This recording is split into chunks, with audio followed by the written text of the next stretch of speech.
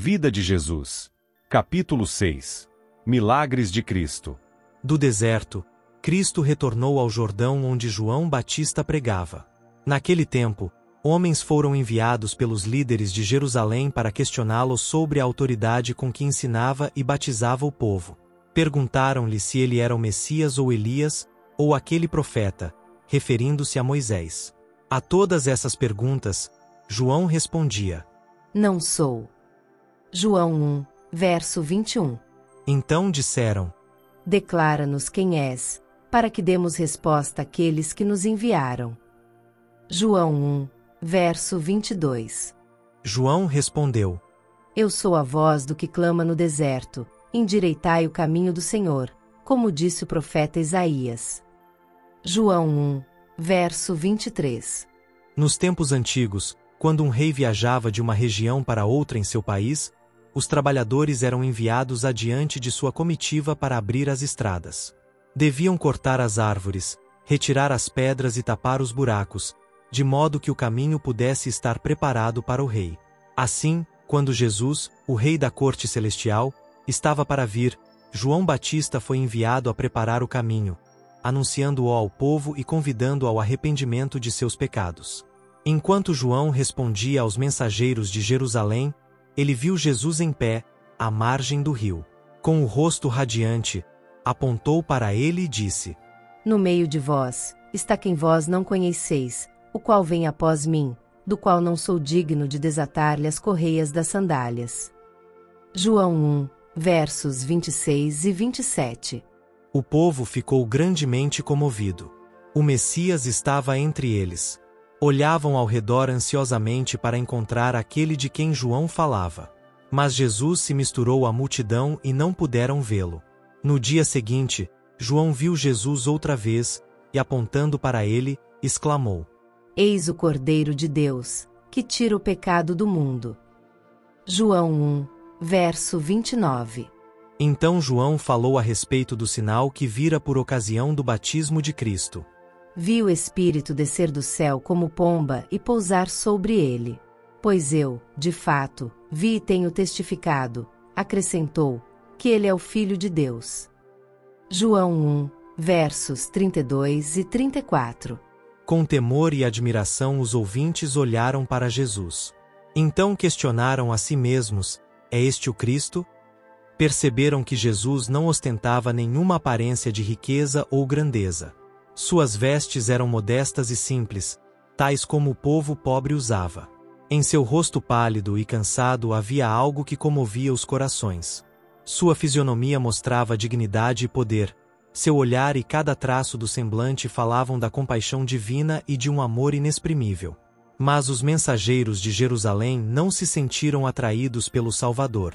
João não dissera o que eles desejavam ouvir. Esperavam o Messias como um grande conquistador. Viram que essa não seria a missão de Jesus, e em seu desapontamento, afastaram-se dele. No dia seguinte, novamente João se encontrou com Jesus e outra vez clamou: Eis o Cordeiro de Deus. João 1, verso 36. 2 dos discípulos de João que se encontravam ali, imediatamente o seguiram. Ouviram os seus ensinos e se tornaram discípulos. Um era André e o outro, João. André logo trouxe o seu irmão, Simão, a quem Jesus chamou de Pedro. No outro dia, a caminho da Galileia, Cristo chamou outro discípulo, Filipe. Assim que Filipe conheceu o Salvador, trouxe-lhe o amigo Natanael. Desse modo, começou a grande obra de Cristo na terra.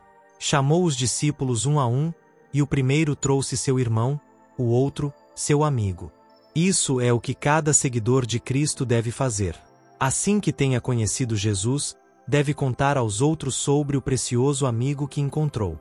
Esse é um trabalho que todos podem fazer, quer sejam jovens ou idosos. Milagre na festa.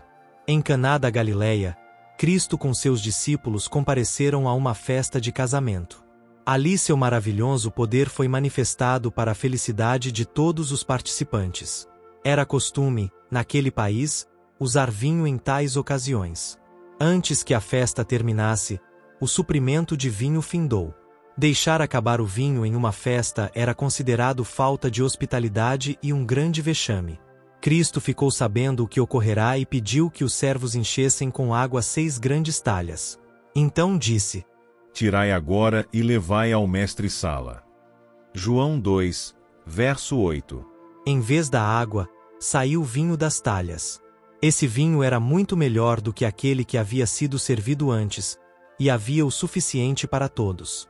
Depois de operar o milagre, Jesus deixou o local discretamente. Os convidados não perceberam seu ato até que ele houvesse desaparecido. O presente de Cristo naquela festa constituía um símbolo. A água representava o batismo, e o vinho simbolizava o seu sangue que devia ser derramado em favor do mundo. O vinho que Jesus fez, na ocasião, não era fermentado.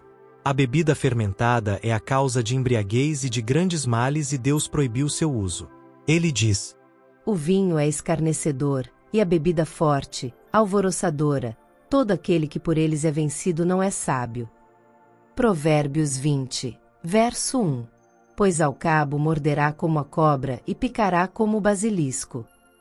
Provérbios 23, verso 32. O vinho usado na festa era o puro e suave suco de uva. Era o que o profeta Isaías chama de o mosto que se acha no cacho de uva, e acerca do qual diz que há bênção nele. Isaías 65, verso 8. A presença de Cristo numa festa de casamento demonstrou que ele aprovava a associação de pessoas em uma reunião agradável. Ele apreciava ver o povo feliz. Com frequência visitava as pessoas nos lares, procurando fazê-los esquecer de seus problemas e preocupações e pensar na bondade e amor de Deus. Onde quer que estivesse, Cristo sempre se empenhava em dar assistência. Onde quer que houvesse um coração aberto para receber a mensagem divina, ele revelava a verdade que conduzia à salvação. Água para o sedento. Um dia, quando passava por Samaria, sentou-se à beira de um poço para descansar. Quando uma mulher veio para retirar água, pediu-lhe que lhe desse de beber. A mulher se surpreendeu, pois sabia quanto os judeus odiavam os samaritanos. Mas Cristo lhe disse que se ela quisesse, ele lhe daria água viva. A essa declaração, ela se surpreendeu mais ainda. Então Jesus disse à mulher: Quem beber desta água tornará a ter sede. Aquele, porém, que beber da água que eu lhe der, nunca mais terá sede. Pelo contrário, a água que eu lhe der será nele uma fonte a jorrar para a vida eterna. João 4, versos 13 e 14. A água viva simboliza o Espírito Santo. Como o viajante sedento necessita de água para beber, assim precisamos do Espírito de Deus em nosso coração. Aquele que beber dessa água jamais terá sede. O Espírito Santo traz o amor de Deus ao nosso coração. Ele satisfaz nossos anseios de modo que as riquezas, honras e prazeres do mundo não nos atraiam. Tal é a nossa alegria, que desejamos que os outros também a tenham. Em nós será como uma fonte de água que flui em bênçãos ao nosso redor. Todo aquele em quem habitar o Espírito de Deus viverá para sempre com Cristo em seu reino. Sua recepção no coração, pela fé, é o começo da vida eterna. Cristo disse à mulher que ela poderia ter essa preciosa bênção se tão somente lhe pedisse. Do mesmo modo, ele também a concederá. A samaritana havia transgredido os mandamentos de Deus e Cristo lhe mostrou que ele conhecia os pecados de sua vida, mas também lhe mostrou que era seu amigo, que a amava e dela se compadecia e que se ela renunciasse a seus pecados, Deus a receberia como filha. Que felicidade para ela ouvir palavras tão boas! Em sua euforia, correu para a cidade próxima e chamou as pessoas para que viessem ver Jesus. Assim, eles se achegaram ao poço e pediram a Jesus que ficasse com eles. Ali ele permaneceu 2 dias ensinando-lhes e muitos ouviram suas palavras crendo nele como seu Salvador. Enganados pela aparência. Durante seu ministério, Jesus visitou 2 vezes seu antigo lar em Nazaré. Em sua primeira visita, foi à sinagoga em um sábado.